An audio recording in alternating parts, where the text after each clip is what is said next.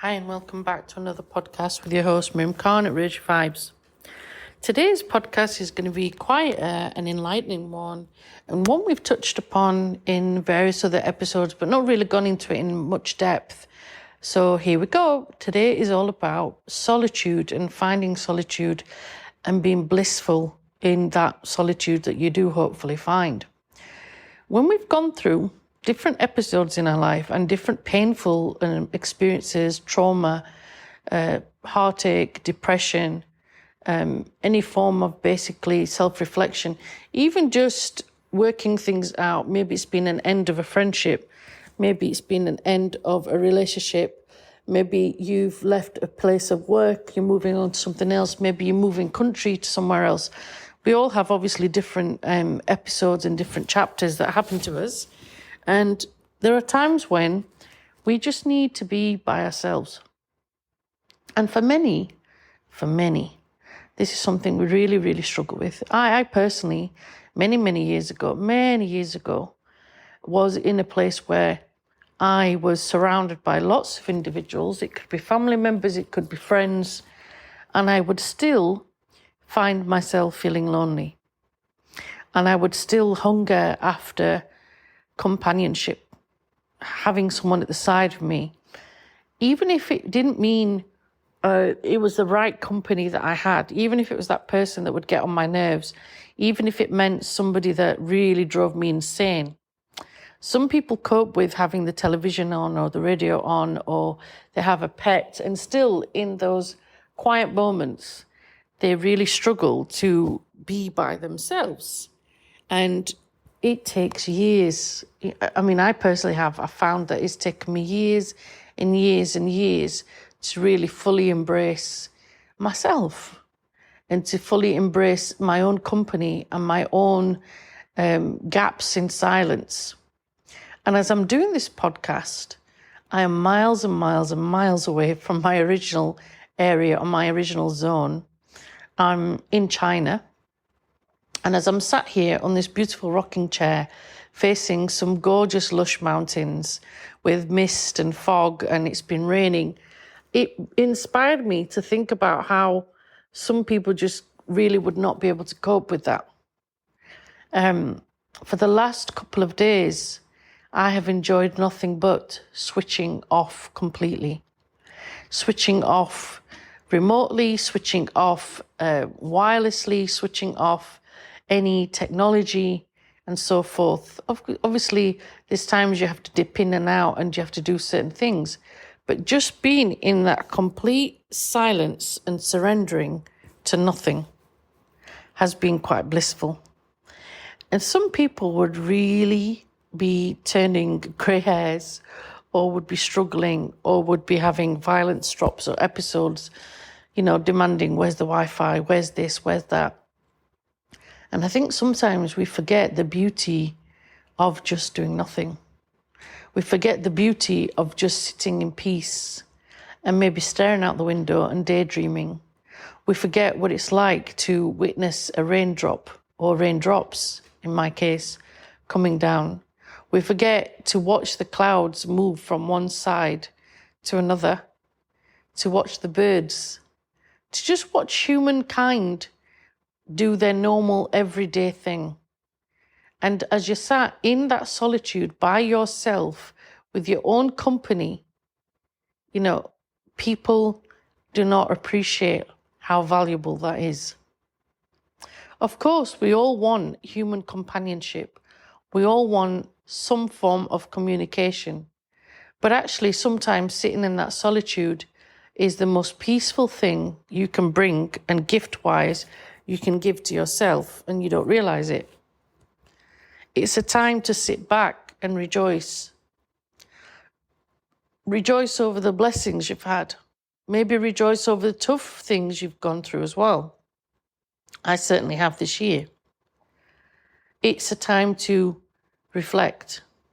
Look back at your past actions, the actions of others. Look back at things you wish you could have done differently or you're proud of, but perhaps at the time didn't realize that you're proud of those initial stages. And it's a time to reflect and be thankful. We don't often sit and actually look at the way we breathe. We take it for granted. We don't rejoice. We don't surrender to that tranquil breathing state of meditation. We do it automatically, that we forget sometimes that there's people on this planet, bless them, struggling for that last breath. Or a baby's been born trying to breathe for the first time. Being in solitude when you're in this state does make you more thankful, does make you more optimistic, does make you more joyful. Because we're looking at the things that we take for granted. We're looking at the things that we should be thankful for and praising, and rejoicing those tender moments that other people sadly don't have anymore. Being in solitude means finding yourself as well. And I think that's one thing that many, many people struggle with big time. And like I said, many, many years ago, I struggled with this. I personally used to find it very, very difficult being by myself. And a lot of that came out of fear. Fear of being by myself, fear of my own company, fear of being home alone, even though obviously I lived on my own. But being in your own companionship, it takes a long time to be okay with you as a person and yourself. It takes a long time to be happy with, as I've called it before, the big, the bad, the beautiful, and the ugly sides of us. Sometimes it does us the world of good just to rest our voice and rest our minds. And it might be that our body is craving inner peace and inner sleep and meditation. I've certainly done that over the last couple of days. Sometimes we need to just switch off. We have to switch off from the high-powered jobs, from the crazy deadlines, from the crazy things that are thrown at us sometimes that we're expected to cope with and expected to react with and expected to deliver on. And sometimes we just need that peace. And it can be very difficult in the digital world that we live in when the demands are very high and you've got emails coming in left, right, centre, or you have messages coming in left, right, centre, because we're in that type of world where the demands are quite high. And it's nice sometimes on your phone just to put it on airplane mode or do not disturb mode. Thank God for that option, hey, folks. Back in the day when mobiles were first invented, that option wasn't even something that was on there. And now, thankfully and gracefully, it is. So much so, we can use that to just switch off. And sometimes being with oneself and being with one, just without any disturbances, without any distractions, without knowing what's really going on out there, is the best type of solitude you can give yourself. Even if it means catching up on sleep. If your body has been in what I'm going to call a tornado because of work and deadlines and various other things, it needs that time to recalibrate. It needs that time to rebalance. It needs that time of rest. And sometimes we don't realize it, but we've been fighting and fighting and fighting. Our body has been going through so much, through the stress, through the different expectations and demands. We don't realize how much we put on our own physical bodies, to the point where certain organs are shutting down or not coping. And your rest and your sleep is telling you that you're exhausted, that you need to look after the body and the mind. And it's very hard to do that. In the world we live in, we have commitments, we have family members, we have kids, we have parents that rely on us. And I don't mean do this in a selfish way, as in go off and travel for somewhere. We can try and do this within ourselves, whether it's just you giving yourself 1 hour of solitude, locking yourself in the bathroom or locking yourself in the shed or somewhere where there's peace and quiet We have places, don't we, that we call man cave or woman cave, or, this is my particular room. It might be that you just go to the library somewhere or a cafe, somewhere that you've got tranquility, somewhere where you can just be yourself and wake up refreshed, wake up with peace, wake up with joy, wake up with love in your heart. Those things we take for granted. And we don't realise that we've had to balance quite a lot of things to get to that particular stage. Sometimes we have to say no more in order to have that solitude. And again, that can be quite hard because of the demanding jobs we're in. Sometimes we're expected to say yes all the time. And certain employees are not used to us saying no. And this can resonate with our families as well. Once you're in that state of solitude and bliss and, no distractions, it's just simply nice to be with oneself. Perhaps there's books that you've been meaning to read that you've not caught up on. Maybe there's just time within yourself. When was the last time you just sat still and listened to yourself breathe? That's part of meditation as well. But it regulates your heart. It regulates everything that you're doing. And clearly, if your body has been dying, sorry to use that term, for rest, maybe it's that time now that you give it that rest. Maybe the meditation that you've needed is just to stop and to be with one, and to be at peace, even if that means sleeping. Your body perhaps is out of regulated sleep. We can be exhausted from the jobs that we're doing, as I said, and sometimes we don't realise that when we stop, our body's telling us that we need to catch up on that rest and that sleep. There's many of us that struggle to sleep at night. When we're in these high-powered jobs, sometimes we're so anxious. We have certain pressures over us, financial pressures, family pressures, job pressures, that we can't sleep and we can't get into that pattern of sleep, and we need the rest. We need to switch off. And it's quite hard to regulate. And that's when the solitude comes in. Just being by yourself, switching off, giving your mind clarity. And again, that's not an easy thing to do because your mind sometimes will be overthinking every little thing. It's not just anxiety, sometimes it's OCD as well. Because we're overthinkers, often, our brain will be thinking about 30, 40, 50 things each second. And it's not allowing itself to regulate. It's not allowing itself to relax.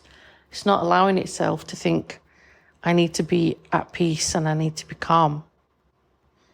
And that's when the solitude is going to be very, very rewarding to your soul, because it needs that time to recalibrate. It needs that time to be away from those demands and for you to give yourself time. And we're very good as human beings giving time to others and giving time to the people that need it, but the people we neglect is ourselves.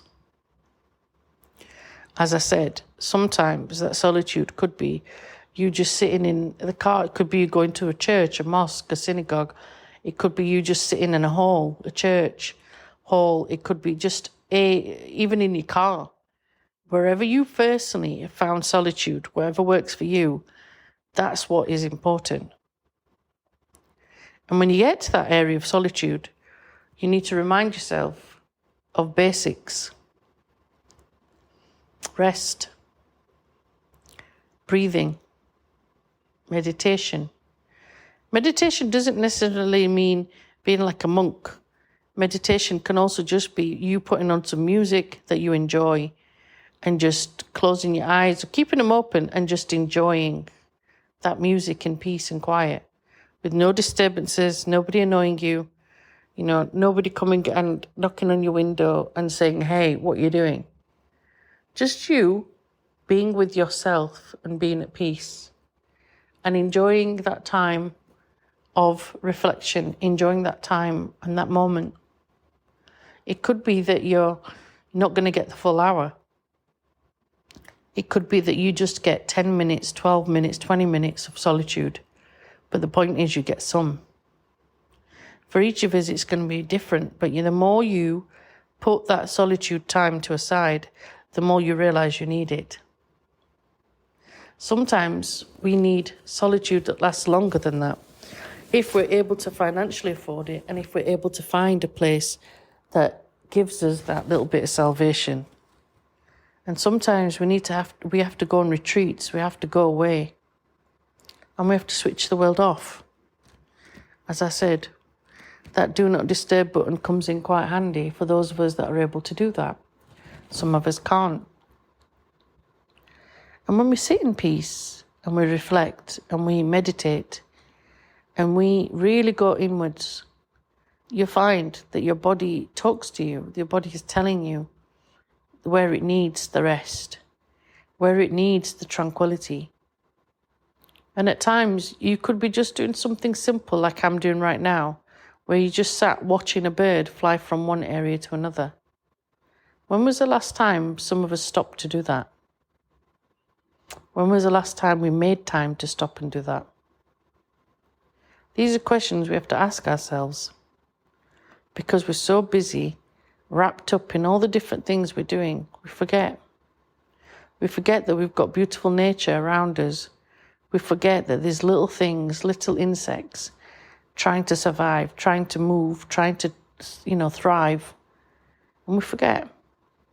Because we're caught up in our little woes and we're caught up in our little lives, that we forget there's a whole other, aspect of our world around us, and we take it for granted. Sometimes we have to dip away from our head in emails and laptops and digital things and just look at what's going on around us.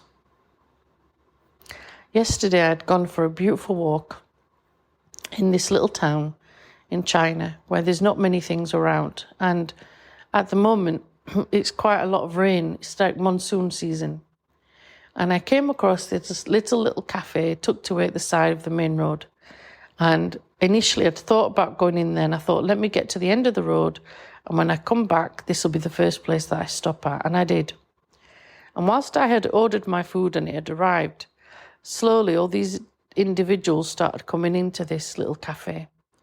And the next thing you know, 3 of the very, very big tables were already full with different family members. It became apparent it was all family members then coming into the restaurant to eat together.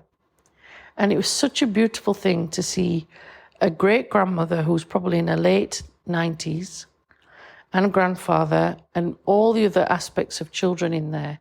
So there was a child that was probably, the youngest was probably about 4 years old, all sat together on different round tables and merrily just eating together. And you could see all the different generations in that family just coexisting, living, getting on with each other, being in joy with each other, but also being in solitude with each other as well. Because as much as they gravitate towards each other, they still had their own separate lives as well. They had their own aspects of solitude within themselves. But it was such a beautiful thing to see. How many of us would have that now in 2024, where we all sit together and all the family generations, they're not arguing, and this occasion they weren't. Anyway, it can always change, can't it, within an aspect. But it was just beautiful to see them all at peace and them all respecting each other and them all loving each other's company and embracing the fact that you've got someone who's in their 90s and the youngest is 4. They're all getting on with each other. They're all celebrating each other. They're all enjoying each other's company. And that's what is beautiful to witness. And it doesn't matter how long they're together for that meal. When they go home, clearly all of them have different aspects of solitude that they then, cope with and exist with. But how often is it that we see that aspect of collaboration where we've got this lovely family tied together? And not many of us do. Not many of us have that family. Some of us have broken families. Some of us don't have families at all. Some of us have friends we consider to be families. And we have a unique blended aspect of that. But that also comes with being in solitude as well and being okay with yourself. So what I'm getting at is make time to be with yourself. Make time to be with you. Make time to be at peace with you. Make time to be at peace with others. And enjoy the solitude. No matter how many small doses, big doses it comes in, just enjoy it when it does arrive. Whether it's reading through a book, whether it's sipping a cup of tea or coffee at a cafe by yourself and just people watching. Maybe you sat in the car just listening to music. Maybe you're just going for a walk or a jog or a run. Maybe you sat on the beach by yourself. Maybe you just sat in the car listening to me right now. And maybe you're just in a room watching outside. Whatever it is, enjoy that solitude and enjoy the freedom that comes with it. Enjoy the time that comes with it. Because it's one of the most powerful times and the most important times that we have. And we don't often embrace it or soak it up. We're too busy doing this, and not enjoying the here and now. Much care, much blessings. Enjoy your moments of solitude. Thanks for tuning in. This has been Miriam from Racial Vibes.